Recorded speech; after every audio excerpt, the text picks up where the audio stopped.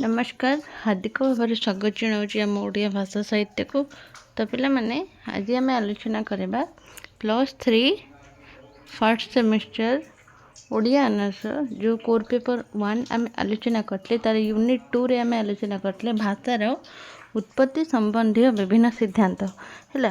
भाषार उत्पत्ति संबंधी विभिन्न सिद्धांत आम पार्ट 1 क्लास आम सारी तो आर दैव उत्पत्ति सिद्धांत जो जो सब सिद्धांत थिला तार पूर्व क्लास आलोचना कर देथली। तो जो मैंने भी आम पूर्व क्लास देखी ना से मैंने जाकि आम यूट्यूब प्लेलिस्ट रे अपलोड अच्छी से मैंने जाकि देखिपारे।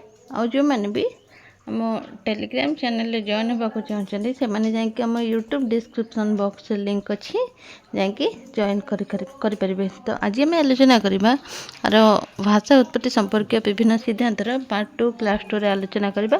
तो चलतु देरी नक आरंभ करवा।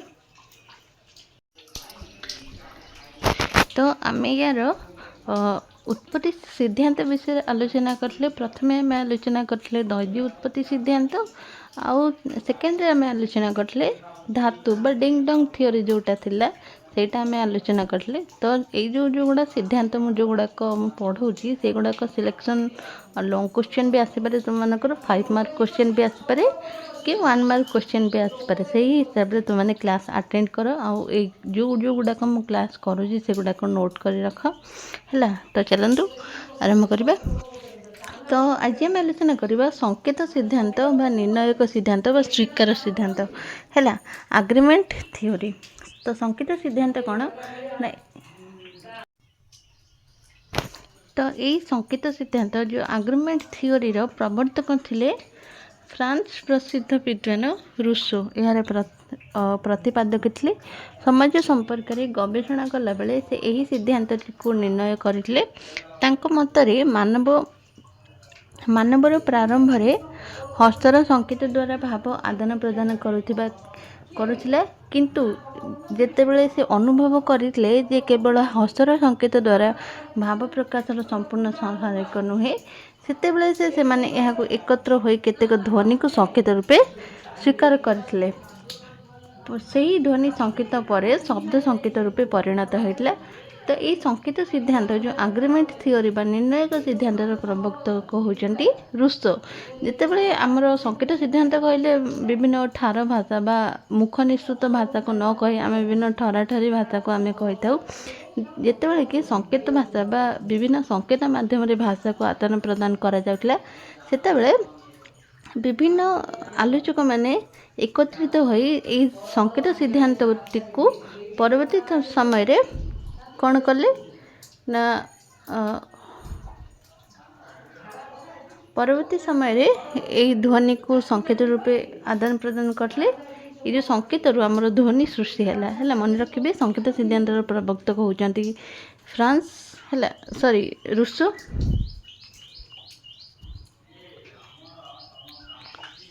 यही सिद्धांत जो संकेत सिद्धांतटी अमूलक कारण जदि अभाव आरंभ कौन सी भाषा नथिला तेबे लोक मानकर एकत्र हेले किपरि जदि एकत्र भी हेले तथापि शब्द गढ़ा हेले किपरि वस्तुत्व बिना विचार विनिमय एकत्र हेबा असंभव बा प्रतीकर विनिमय हेबा मध्य संभव नुहे।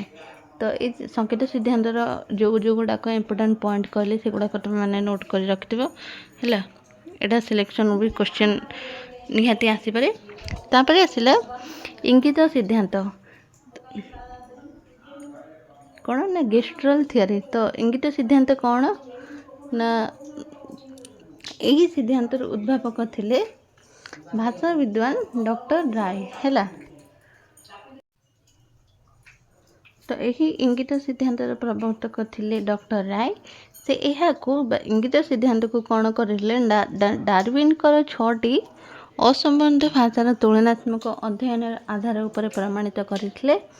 रिचर्डसन 1930 ख्रीष्टाब्द से यही सिद्धांतटी को पूर्ण विचार करथिले परे स्वग्रंथर ह्यूमन स्पीच यार मौखिक इंगित सिद्धांत रूपे नामकरण देथिले। तो तुमनकर फर्स्ट क्वेश्चन आसला इंगित सिद्धांत प्रवर्तक होचंती डॉक्टर राय।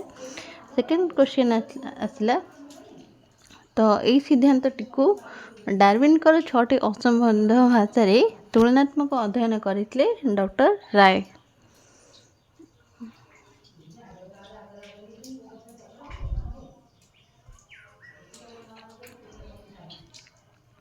आइसलैंड भाषाविद आलेक्जेंडर जोहानसन यूरोपीय भाषा मानकर तुलनात्मक अध्ययन काल रे यही सिद्धांतटी उपनीत होते और निजर 3 गोटी ग्रंथ रे ए संबंध रे विस्तृत विवरणी प्रदान करते।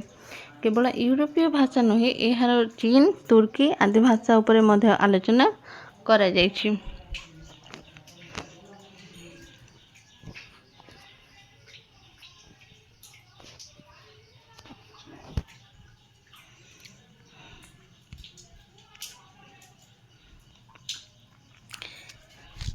तो 2 नंबर कौन देला ना अनुकरण मूलक सोपान जो गीता सिद्धांत जो सोपान गुड़ाक देला है। सेकेंड देला यही सोपान गुड़िक मनुष्य विभिन्न जीवन निर्जीव पदार्थ मानकर ध्वनि को अनुकरण कर ध्वनि संकेत बा शब्द गठन करते।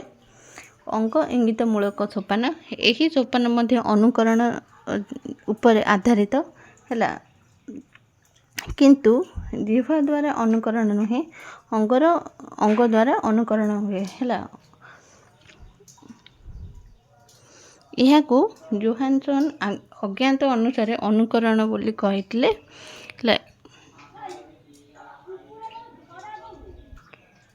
सूक्ष्म भाव प्रकाशमूलक सोपान एथिरे मनुष्यर मानसिक विकास फल धीरे धीरे से सूक्ष्म भाव प्रकाशित लगी शब्द सृष्टि करथिला हैला।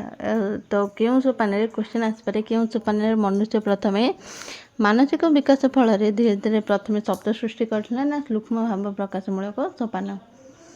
तापर आसला लास्ट सोपान ये ध्वन्यानुकरण सोपान बो थियोरी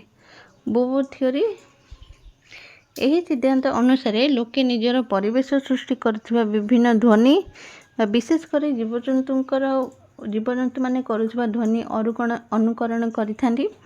अनुकरणात्मक शब्द जेपरी बिलेईर म्याओ म्याओ अनुकरण रे नाना भाषा रे चीन भाषा रे म्याओ शब्द और हिंदी रे म्याओ ये भली भाबरे तांकर अनेक भाषा थिला है। ये जो ध्वन्यानुकरण इंग्राजी प्रतिशब्दटी मन रखिपारे बो थियोरी बेले बेले परीक्षा भी ओडिया रे न लिखिक इंग्लिश भी आसी जाय पारे पिला माने बहुत कन्फ्यूज हो जाती बस से हिसाब रे। तो ये ध्वन्यानुकरण कौन ना विभिन्न पशुपक्षी मानकर जो ध्वनि सृष्टि करिथांती जेपरिक एग्जांपल देला एठी हमरो बिलेईटे जो शब्द करथाय शब्द करिथाय से गुडाक होची हमरो ध्वन्यानुकरण सिद्धांत। मात्र यही सिद्धांत भाषा दृष्टि संपूर्ण ग्रहणीय होना। कोइलीर कुहू कुहार का महुमाछीर गुण गुण शब्द अनुकरण किसी शब्द हुए तो किसी सृष्टि हो पारे। मात्र भाषा भाषा मध्य पार्थक्य थिबारु अनुकरण सुलभ शब्द प्रभाव गुरुत्व हराई। पुनश्च विश्वर श्रेष्ठ विकसित प्राणी होई मनुष्य कौन सी ध्वनि उत्पन्न रे समर्थ हो पारिला नहीं जे अन्य प्राणी को ध्वनि को ताको आश्रय करने को पड़ेगा। तो मार्क्स मुलर यही सिद्धांत को नहीं रहस्य कर नाम रखिले बो थियोरी है। मन रखिए जो ध्वन्यानुकरण सिद्धांतटी को नामकरण किए करते ना मार्क्स मुलर प्रथमे ये जो ध्वन्यानुकरण सिद्धांत को प्रथमे वाउ थियोरी बोली कहते। इंग्राजी रे कुकुरर भूका को वो बोली कह जाए। इंग्लिश माने मध्य कुकुरर यही शब्द को बो वाउ कहती। तेणु यह कुकुरर गर्जन कही मार्क्स मुलर उपहास करी छंती।